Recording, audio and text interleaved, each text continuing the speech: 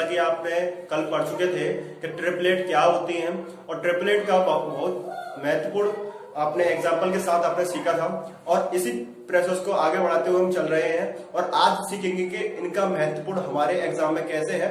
और आज हम यहाँ देखने जा रहे हैं कि मेन इंपॉर्टेंट ट्रिपलेट और कैसे हम आसानी से किसी भी भुजा का, ये डिपेंड होता है पूरा का पूरा ट्रिग्नोमेट्री फंक्शन, जैसे कि हमने कह सकता हो कि ये राइट एंगल ट्रायंगल के ऊपर डिपेंड होता है। तो आज हम इस पूरे ट्रिपलेट को आसानी से सीखने वाले हैं। तो आप यहाँ देख सकते हैं, मैंने यहाँ पे ऑलरेडी राइट किया हुआ है। जब किसी भुजा की लंबाई का मान सम हो, सम मतलब जो 2 से विभाजित हो जाए, तो आप यहाँ देख सकते हैं मैंने मान लिया कोई n एक मेरी भुजा है जो क्या है, एक सम है। तो मैं यहाँ पे आसानी से आपको समझ सकता हूं कि मैंने मान लिया कोई मेरी भुजा n का मान अगर मेरा कोई 4 है, अगर n का मान 4 है तो मैं आसानी से कोई 2 भुजा जो ट्रिपलेट फॉलो कराती हैं मैं उनको आसानी से कैसे निकाल सकता हूं। तो यहाँ पे मैंने फॉर्मूला आल्सो मैंने लिख दिया है कि दूसरी भुजा निकालने के लिए n² - 1 और अगर हमें तीसरी भुजा कोई निकालनी है वो क्या होगी, n² + 1 होगी। मैंने आपको स्टार्टिंग में पहले ही बता चुका था कि जो n² + 1 है जो सबसे बड़ी भुजा है जिसको हम कर्ण कहेंगे। तो यहाँ पे आप वैल्यू पुट करके नहीं आसानी से निकाल सकते हो कि मुझे दूसरी भुजा और तीसरी भुजा क्या मिलेगी। जैसे कि आप यहाँ देख सकते हो मैं रखने वाला हूँ n² निकालोगे तो n² क्या आएगा, 16। आप जैसे यहाँ पे वैल्यू पुट करोगे तो 16 - 1 क्या हो जाएगा, 15। तो मेरी जो पहली भुजा आएगी वो क्या आ जाएगी, 16 - 1 = 15। तो मेरी भुजा क्या आ गई, 15। अगर मैं तीसरी भुजा की बात करूं तो मेरी तीसरी भुजा क्या आएगी, जब मैं यहाँ पे n बराबर क्या रखूंगा, 4 तो 16 हो जाएगा, 16 + 1 मेरी थर्ड भुजा ये आ जाएगी कि क्या हो जाएगा, 16 + 1, कहने का मतलब यहाँ पे वही 17। तो मुझे यहाँ पे मिल गए ट्रिपलेट। ट्रिपलेट का मतलब इसमें से किसी भी एंगल के लिए जो 90 डिग्री हम मान रहे हैं ये ऑलवेज फॉलो होगा किसके लिए, जब कोई एक कोण 90 डिग्री हो या कैसे हो, एक कोण समकोण त्रिभुज हो। तो जैसे कि मान लिया मैंने ए बी और सी कोई मेरा समकोण त्रिभुज है, तो जो कर्ण होगा कर्ण हमेशा फिक्स रहेगा, जो बड़ी भुजा होगी वो हमेशा कर्ण रहेगी और जो छोटी भुजा बच रही हैं उनमें से एक लंब और एक आधार होगी और लंब हमेशा वो होगी जिसके आगे हमारे कोई थीटा वैल्यू दे रखी होगी। जब हमारे कोई n हमारा विषम है, जैसा कि आप यहाँ देख सकते हैं, जब n हमारा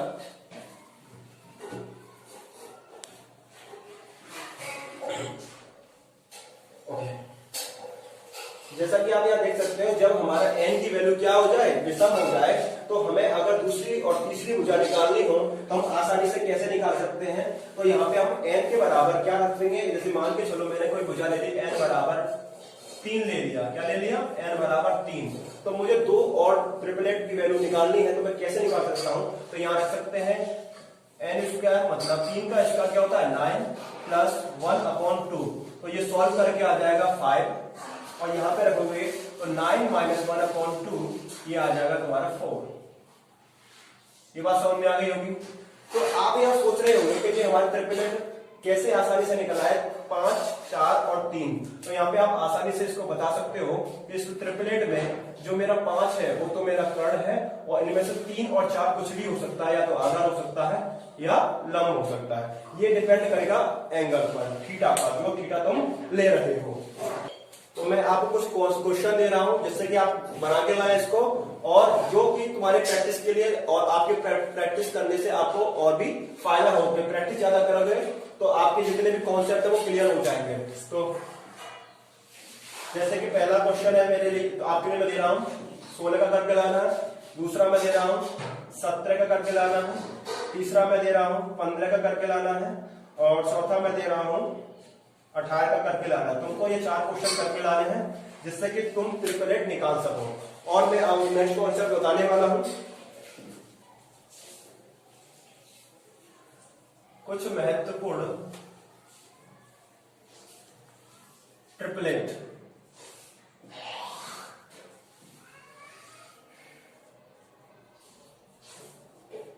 ओके, जैसे मैंने यहाँ पे लिख दिया है कि मैंने तुम्हें बताया था 7 को अगर मैं लेता हूं, 7 मेरे कई संख्या है, एक विषम संख्या है, तो 7 से मैं इसके 2 ट्रिपलेट और निकाल सकता हूं। अगर मुझे निकालना है तो मैंने देखा ये कैसी संख्या है, मेरी एक विषम संख्या है और विषम संख्या के ट्रिपलेट निकालने के लिए हम क्या करते हैं, 7 का स्क्वायर करते हैं, फिर एक माइनस करके अपॉन 2 करते हैं तो यहाँ पे आ जाएगा मेरा 24, और अगर मुझे दूसरा निकालना है तो ये आ जाएगा मेरा 7 का स्क्वायर प्लस 1/2 बराबर 25। आप ये सोच रहे होंगे कि इसका हमारा कहाँ यूज है, तो मैं सिंपली आपको मैं एक क्वेश्चन के थ्रू आसानी से बताना चाहता हूं कि आप उसको चुटकी में कैसे इस क्वेश्चन को आसानी से सॉल्व कर सकते हो। जैसे कि आप यहाँ देख सकते हो कि मैंने कहा कि कोई एक सीढ़ी है, कोई एक दीवार है, इस दीवार के ऊपर कोई मैंने सीढ़ी रख दी, और ये इसकी जो इसकी फुट है उसकी यहां से दूरी कुछ यहां से मैंने मान ली 28 सेंटीमीटर है, और मैंने कह दिया जो सीढ़ी की लंबाई है वो हमारी 100 सेंटीमीटर है। तो मैं तुमसे पूछूं कि मुझे ये बताओ कि ये कितनी होगी, तो कहने का मतलब है लंब क्या होगा, कहने का मतलब है कि लंब ज्ञात करो। तो सिंपली आप 2 या 3 सेकंड के भीतर भीतर आसानी से निकाल सकते हो। तो आप यहाँ देख सकते हो कि इसमें अगर मैं 4 से भाग दूं तो ये क्या आ जाएगा, 7 आ जाएगा। अगर मैं इसमें कितने से भाग दूं, 4 से भाग दूं तो ये क्या आ जाएगा 25। तो आप ये आसानी से देख सकते हो मेरा क्या रहा है 725। तो मैंने अभी तुम्हें यह कॉन्सेप्ट बताया, जब 725 आए तो एक भुजा हमारी क्या बनती है 24 बन जाती है। तो आसानी से आप यहां निकाल सकते हो 24 तो होगा, बट जिस प्रकार से यहाँ पे 4 का मल्टीप्लाई हो रहा है उसी प्रकार से इस 24 में भी 4 का मल्टीप्लाई होगा, तो तुम्हारी जो हाइट आ जाएगी वो क्या आ जाएगी 96 आ जाएगी। क्या आ जाएगी 96। तो इसको आप चुटकी में कर सकते हो। ये कॉन्सेप्ट आपको और भी आगे हर फील्ड में आपको प्रोग्रेस कराएगा। तो देखिए दोस्तों, अब मैं आपको समझाने वाला हूं मानक समीकरण, सर्व समीकरण, मानक सर्व समीकरण। तो इसके 3 फॉर्मूले होते हैं, जो 3 पूरे फॉर्मूले ट्रिग्नोमेट्री को पूरी तरीके से अपने हाथ में ले लेते, कह सकता हूं मैं इसको। तो यहाँ पे आप देख सकते हो पहला फॉर्मूला है sine square theta plus cos square theta बराबर 1, और दूसरा फॉर्मूला है 1 प्लस टेन स्क्वायर थीटा बराबर सेक स्क्वायर थीटा, और तीसरा फॉर्मूला है 1 प्लस कॉट स्क्वायर थीटा बराबर सेक स्क्वायर थीटा। तो इसको आपको याद रखना है। इसके मैं कुछ क्वेश्चन भी बताने वाला हूं, जैसा कि आप यहाँ देख सकते हो, ऑलरेडी मैंने लिख लिया है और आप यहाँ देख सकते हो। तो पहला क्वेश्चन है कि sign A plus cos A का whole square plus sign A minus cos A का होल स्क्वायर का वैल्यू बताओ, का मतलब मान बताओ। तो हम यहाँ कैसे निकाल सकते हो, आप यहाँ देख सकते हो, मैं करने वाला हूं सॉल्व साइन ए। तो आपने पढ़ा होगा कि a प्लस बी का होल स्क्वायर और a माइनस बी का होल स्क्वायर। तो मैं यहां लिख देता हूं a square plus b square plus 2ab, और a माइनस बी का होल स्क्वायर होता है a square plus b square minus 2ab। तो ये आपको याद रखना है कि यहाँ माइनस है तो केवल यहां माइनस होगा, और यहाँ प्लस है तो यहाँ पूरे में प्लस होगा। तो ये आपको याद रखना है। इसी कॉन्सेप्ट के आधार पर मैं इस क्वेश्चन को पूरे को बताने वाला हूं। तो आप यहाँ देख सकते हो। तो पहला आएगा साइन स्क्वायर ए प्लस कॉस स्क्वायर ए प्लस 2, 1 मिनट पॉज। तो आप यहाँ देख सकते हैं साइन स्क्वायर ए प्लस कॉस स्क्वायर ए, और यहीं पे मैं ओपन करने जा रहा हूं तो 2 sign A into cos A. तो आप यहाँ देख सकते हो प्लस लगा हुआ है, क्योंकि मैंने प्लस लगा दिया, और इसका होल स्क्वायर ओपन करूंगा तो sine square A plus cos square A minus 2 sign A into cos A. तो आप यहाँ देख सकते हो, हमने देखा है ऑलवेज जब प्लस और माइनस दो अपोजिट साइन होते हैं तो वैल्यूज क्या हो जाती है, निगलेक्ट हो जाती है, मतलब कट जाती है या हट जाती है। तो मैंने यहाँ इसको आसानी से काट दिया, पर एग्जाम में आपको नहीं काटना। आप ये आसानी से देख सकते हो साइन स्क्वायर ए प्लस कॉस स्क्वायर ए बराबर, मैंने ऑलरेडी बता चुका हूँ क्या है 1, तो इसके बराबर 1 हो जाएगा, और इसके बराबर 1, दोनों की वैल्यू क्या आ गई 1 प्लस 1 क्या हो जाएगा 2। तो आप इसको चाहते तो आप माइंड में ही सॉल्व कर सकते थे आसानी से। ये 2 फॉर्मूले तुम्हें इंपॉर्टेंट भी मिले, और कहने का मतलब है इस फॉर्मूले की सहायता से हम आसानी से किसी फंक्शन की वैल्यू आसानी से हम निकाल सकते हैं। अब आगे देखते हैं इस क्वेश्चन को हम आसानी से कैसे करें। तो यहाँ पे लिखा हुआ है 16 cot a बराबर 12। तो मैं यहाँ पे आपको रेशियो लेके बताता हूँ, सिंपल है, मुश्किल से मुश्किल 3 या 4 सेकंड में आप आसानी से इसको कर सकते हो। तो आप यहाँ देखो कि cot a बराबर क्या हो जाएगा, यहाँ पे 12/16। तो आप यहाँ काटोगे तो इसको क्या आएगा 3/4, क्या आ गया 3/4। तो मैं आपको एक लाइन में करके दिखाता हूं। हम जानते हैं कि cot A बराबर होता है cos A upon sin A। क्या होता है?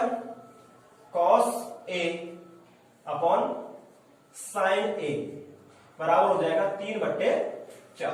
तो इजीली आप गेट कर सकते हो cos A की वैल्यू 3 हो गई और sin A की वैल्यू 4। तो आप यहाँ इजीली रख के आसानी से इसकी वैल्यू आप आसानी से निकाल सकते हो। तो आप यहाँ अगर cos A बराबर 3 रखोगे और sin A बराबर 4 रखोगे तो यहाँ पे हो गया 4 + 1 अपॉन 4 - 1। तो क्या वैल्यू आ गई? 5। तो मात्र आप 3 सेकंड में इसको आसानी से निकाल सकते हो। चलो दोस्तों, अब स्टार्ट कर रहे हैं हम कोणों की मापों के लिए त्रिकोणमितीय अनुपातों का मान। कहने का मतलब यह है कि जो हमारे त्रिकोणमितीय अनुपात होते हैं वो किसी भी एंगल पर कैसे निर्भर करते हैं, या हम कह सकते हैं किसी भी एंगल पर कैसे डिपेंडेंट हैं। तो आप यहाँ देख सकते हो मैंने फिक्स एंगल लिए हुए हैं 0, 30, 45, 60 और 90। हमने यही क्यों लिए और अनदर क्यों नहीं लिए? क्योंकि हमें ज्यादातर क्वेश्चनों में सोल्व करने के लिए यही एंगल दिए जाते हैं 0, 30, 45, 60 और 90 डिग्री। तो मैं आपको एक मेथड बताता हूं जिसके थ्रू आप सभी फंक्शन की वैल्यू इजीली याद कर सकते हो। आप यहाँ देख सकते हो मैंने लिखे हुए हैं, तो मैं यहाँ पे आपको डायरेक्टली पहले लिख के दिखाता हूँ। sin 0 की वैल्यू होती है 0, sin 30 की वैल्यू होती है 1/2 और sin 45 की वैल्यू होती है 1/√2 और sin 60 की वैल्यू होती है √3/2 और इसकी वैल्यू होती है 1। मतलब sin 90 की वैल्यू क्या होती है? 1 होती है।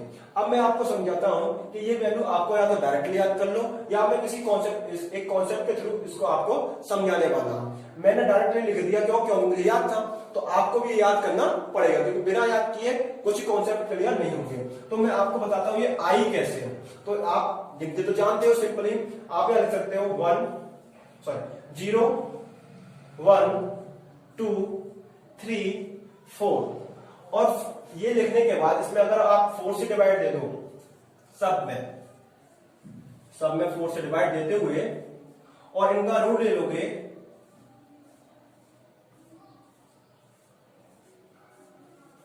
अगर रूट ले लिया तो साइन के जितने भी एंगल पर जो वैल्यू है वो सारी निकल आएगी। तो आप यहां देख सकते हो 0 किसी रूट में है तो क्या आएगी? 0। इसकी वैल्यू क्या निकलेगी? 1/2 निकल जाएगी। अगर काटेंगे तो क्या आएगी? 1/√2। ऐसे ये √3/2, ऐसे ये क्या आ जाएगी? तुम्हारी 1 आ जाएगी। तो मैंने आपको ये समझा दिया और ऑलरेडी मैं ऐसे पहले ही लिख चुका था क्योंकि मुझे ये कॉन्सेप्ट पता था। तो यहां पे आ जाएगा तुम्हारा 0, 1/2, 1/√2, √3/2 और 1। ऐसे ही आपको ये याद रखनी पड़ेगी। और अगर मुझे निकालना है cos की वैल्यू, तो cos के लिए हम जानते हैं कि जो sin थीटा होता है 90 प्लस थीटा जो होता है, sin 90 प्लस थीटा जो होता है वो cos थीटा होता है। क्या होता है? cos theta. कहने का मतलब जो है कि sin 90 पे क्या हो जाता है? चेंज हो जाता है।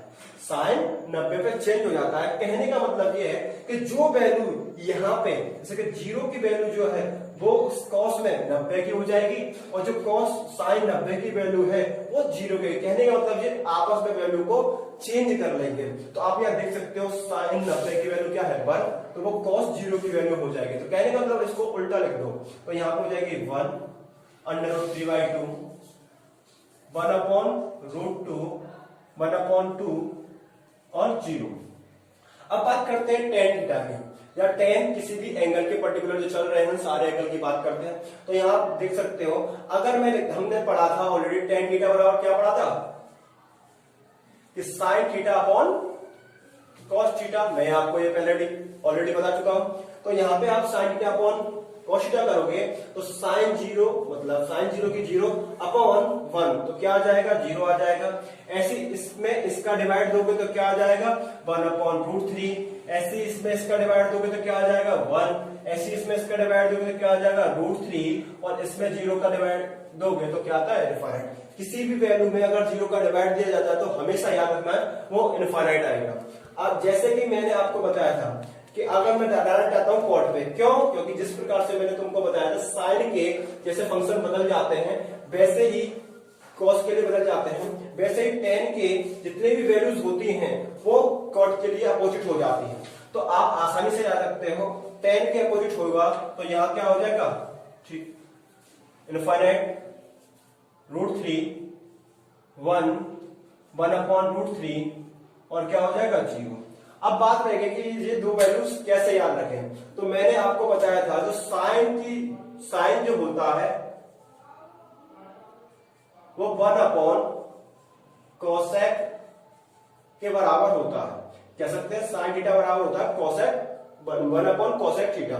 तो यहाँ पे इजीली तुम इसकी वैल्यू को निकाल सकते हो। तो कोसेक थीटा अगर हमें निकालना है तो क्या हो जाएगा, जो साइन की जो भी वैल्यू है वो कोसेक के क्या हो जाएगी, इनवर्सली हो जाएगी। कहने का मतलब है कि वो व्युत्क्रमानुपाती हो जाएगी। तो आप यहाँ निकाल सकते हो कि जो वैल्यू है तो 1 अगर मैं 0 करता हूं तो ये क्या हो जाएगा, इनफाइनाइट हो जाएगा।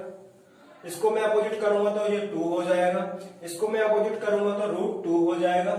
ऐसे में इसको अपोजिट करूंगा तो 2/√3 और ऐसे में इसको करूंगा तो ये 1 ही रहने का है। अब बात करते हैं सेक की। तो सेक 0 की वैल्यू की बात करें तो या तो तुम चाहो तो इसको भी अपोजिट लिख सकते हो और नहीं तो तुम जानते हो कि कॉस थीटा जो होता है 1/सेक थीटा भी होता है। मैंने ऑलरेडी आपको बता चुका हूं।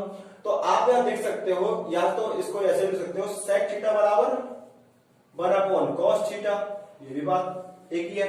तो यहाँ पे जो कॉस की वैल्यू आप पुट करोगे तो कहने का मतलब है जो कॉस की 0 की वैल्यू है उसमें मतलब 1 में डिवाइड दोगे तो सेक की वैल्यूज निकल आएंगी। तो मैं यहाँ पे आपको देख के दिखाता हूं। अगर मैं 1/1 करूंगा तो क्या आएगा, 1 ये करूं √3/2 करूंगा तो मेरा आएगा 2/√3। सेम ऐसे यहाँ पे √2, सेम ऐसे यहाँ पे 2 आ जाएगा और यहाँ पे आ जाएगा इनफाइनाइट। तो ये आपको पूरी मैंने आपको क्या नाम त्रिकोणमिति का पूरा फंक्शन दे दिया। तो आपको इस वैल्यूज को याद कर।